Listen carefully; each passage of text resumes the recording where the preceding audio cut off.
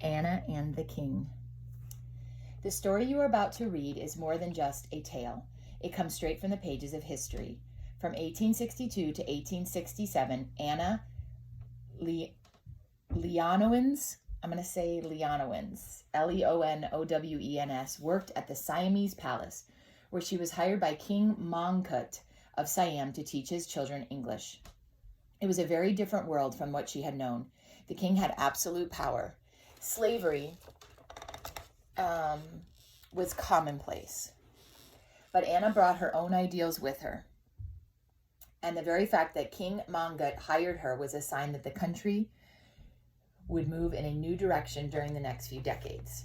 Today, Siam is known as Thailand, a bustling country in the heart of Southeast Asia. The citizens of Thailand are free and live under a constitutional monarchy, a form of government that is based upon the system in Great Britain. But this was not always so. The changes which King Mongkut made during his reign helped set the stage for a country in which slavery would become a thing of the past and education a priority of the future. The first settlers of Siam arrived in the country from central China around 2,000 years ago and began to build cities and develop their own culture. Soon people from neighboring regions, including Burma and Cambodia, arrived, and for years, several expanding empires clashed.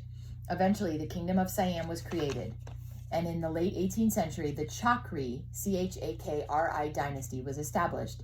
Descendants of the first Chakri king have reigned ever since. King Mongkut, the fourth king in the dynasty, ruled from 1851 to 1868.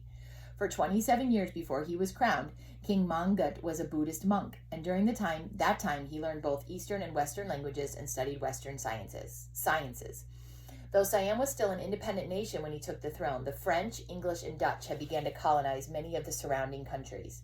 So King Mongkut decided to cultivate diplomatic relationships with countries like Great Britain and the United States. The letters he sends to Abraham Lincoln and Queen Victoria in this book are examples of the friendly ties he established so that he could count on support from these rulers if another country tried to colonize Siam. In addition to trying to protect Siam's independence, King Mongkut made other advancements in his country. He set up printing presses, helped expand trade with Western countries, organized a police force.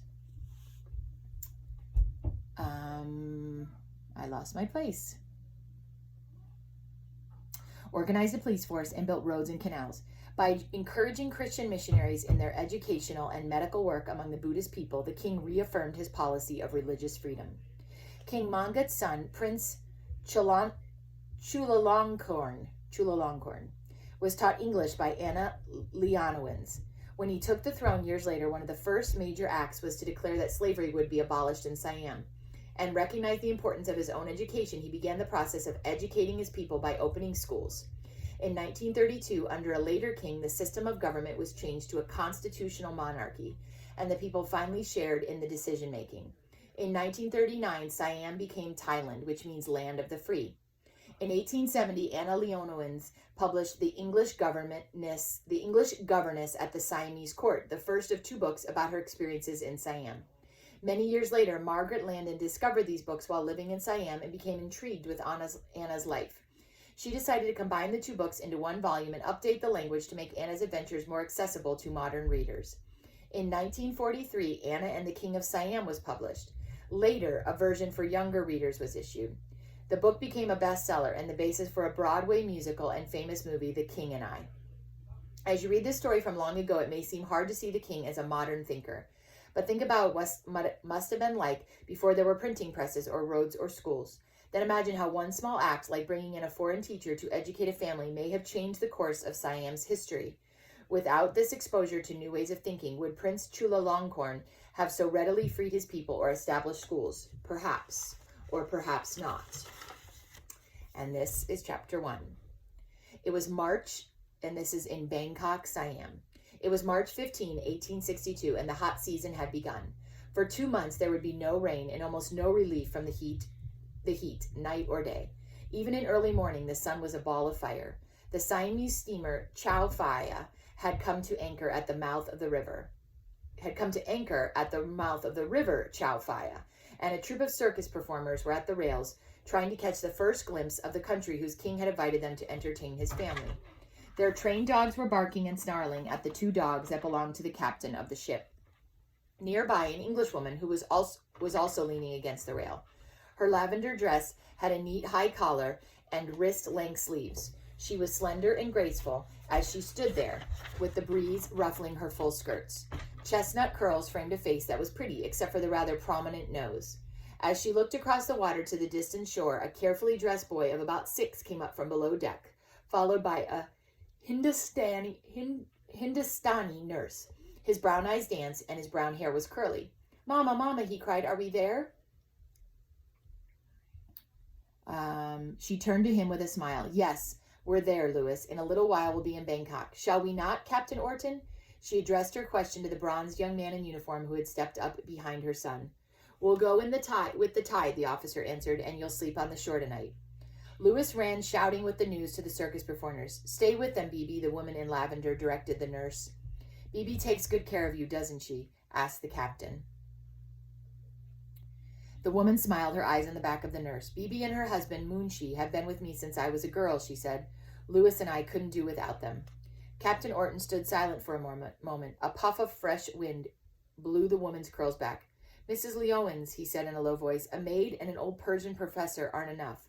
I don't like you're going in there. Forgive me for saying so, but you can't even imagine what it's going to be like." "You forget that I lived in the East ever since I was 15, said Anna. "Yes, but in British colonies with British soldiers to protect you. This is Siam." The woman bit her lip. "I can't go back now. I've given my word to the king." The captain turned away abruptly, but halfway down the deck he wheeled and came back. "I'll be in port every month if you ever need me. The Chow Phaya and I are at your service." He was gone without waiting for a reply. The sun was very hot now. Sighing, the Englishwoman went below. Anna had been born in Wales on November 5, 1834, and given the name Anna Harriet Crawford. When she was 6, her father, an army officer, had been ordered to India, and her mother had gone with him, leaving Anna behind in school. Before she was 7, she was told that her father had died a soldier's death in his service to the Queen. 8 years later, she sailed to India to join her mother, who had married again. This fact changed the entire course of Anna's life. She was taken out to dinner parties for the first time. She went sightseeing with her mother. She saw the wealth and poverty, the grandeur and squalor of a strange world she could never have imagined. Most important of all, she fell in love with a young British officer, Major Thomas Lewis Leonowens. That's a hard name.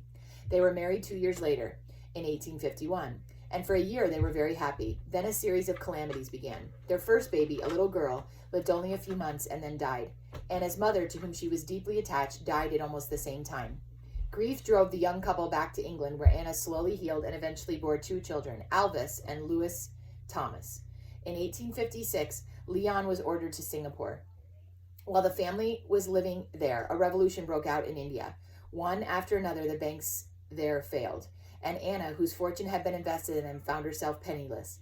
Her little family was suddenly dependent on Leon's salary, which had never been large. Still, misfortune was not through with them. A year later, Leon and some of his brother officers organized a tiger hunt. It was the hot season, and Anna begged him not to go, but he was fond of hunting, and the preparations were all made.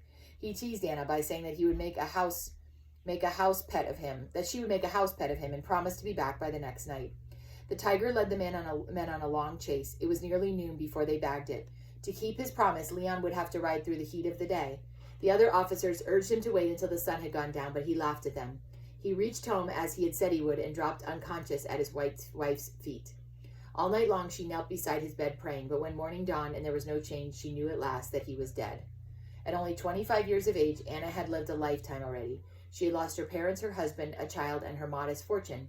Here she was in a strange land with 2 small children to support. She, who had never been expected to earn her own living. Fortunately, she had a good education, and with the encouragement of friends, she opened a school for officers' children. The school failed, but word of it and Anna's abilities reached the Siamese Council to Singapore, who had been instructed by the King of Siam to hire an English governess for the royal children. After long negotiations, Anna received a letter from the king himself. This was dated 1862. To Miss A. H. Leonowens. Madame, we are in good pleasure and satisfaction in heart that you are in willingness to undertake the education of our beloved royal children, and we hope that in doing your education on us and on our children, whom English call inhabitants of benighted land, you will do your best endeavor for knowledge of English language, science, and literature, and not for conversion to Christianity. As the followers of Buddha are mostly aware of the powerfulness of truth and virtue, as well as the followers of Christ, and are desirous to have facility of English language and literature more than new religions. So please come over and teach them, but don't try to convert them to Christianity. We beg to invite you to our royal palace to do your best endeavorment upon us and our children. We shall expect to see you here on return of Siamese steamer Chow Phaya.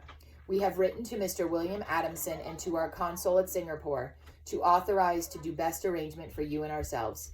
Believe me, your faithfully signed, SSPP Maha Mongkut. On receiving the letter, Anna encouraged for her daughter Avis to enter boarding school in England. A mere 2 weeks after that, she and Louis were in Bangkok. Arabelle, go. Isaac, call her, please. Arabelle, come. Chapter 2. In the early afternoon, the Chow Phaya began its slow and careful passage up the winding river. The reddish-brown water curved between banks of lush green. Monkeys swung from bough to bough. Birds flapped and piped along the thickets. Anna and her son stood against the rail watching, fascinated by the strangeness of this new country. The nearer they came to the city, the more frequent were the houses, thatched with palm, the pyramids and marble temple spires and turrets of the larger buildings. When they saw rows of floating houses on either side of them, they knew they had entered the city of Bangkok itself. Anna took a sudden, sharp breath.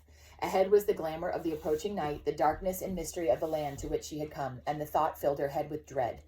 The ship moved on into the gathering darkness, dropping anchor at last.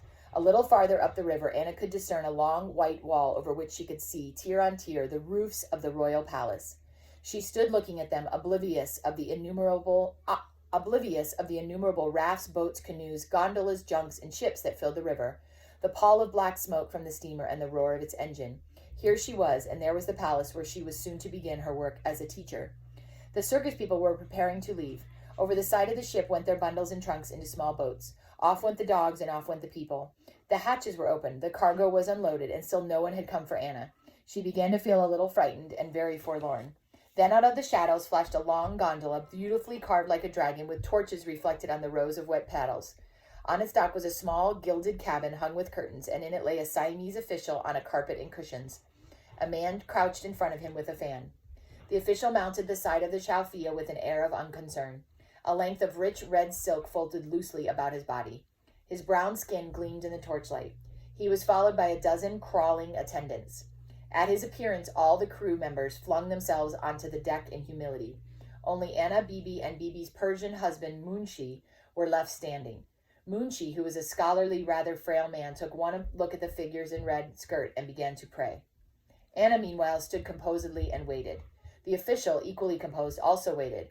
Out of the shadows stepped Captain Orton. Miss Leonowens, may I present His Excellency Chow Phaya Sri Suryong Wong, Prime Minister of the Kingdom of Siam? Your Excellency, Mrs. Anna Leonowens.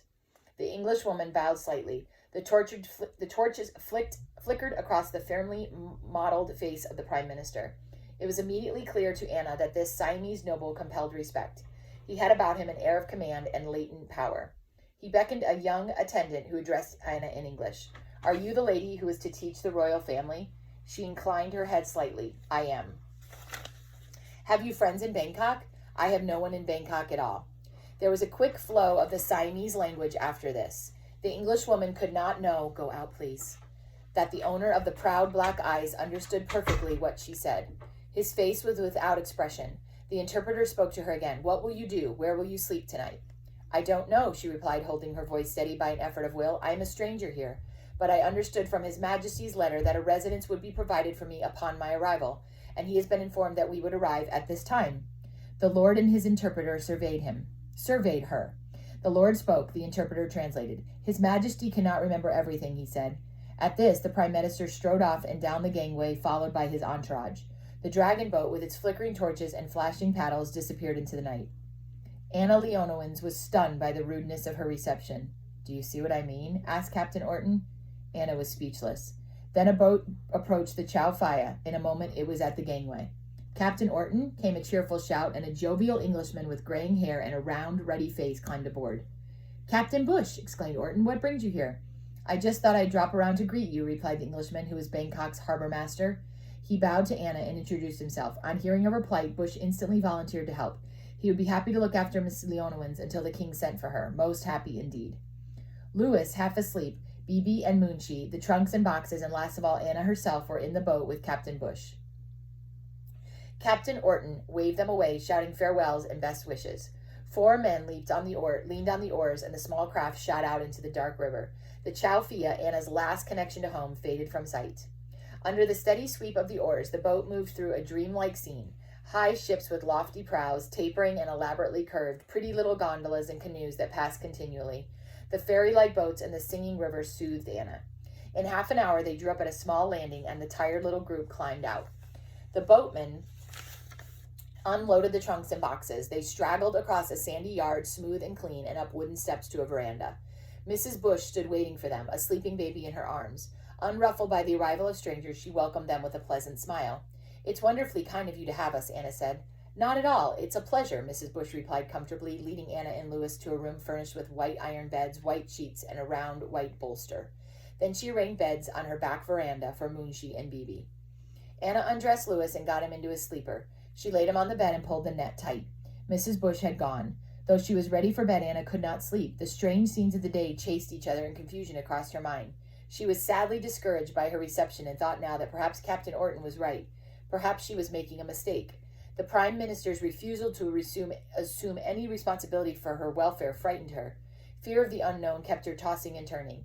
At long last she drifted into a troubled sleep. When she awoke, the dawn was climbing a low wall and creeping in through the half-opened windows. That's the end of chapter 2.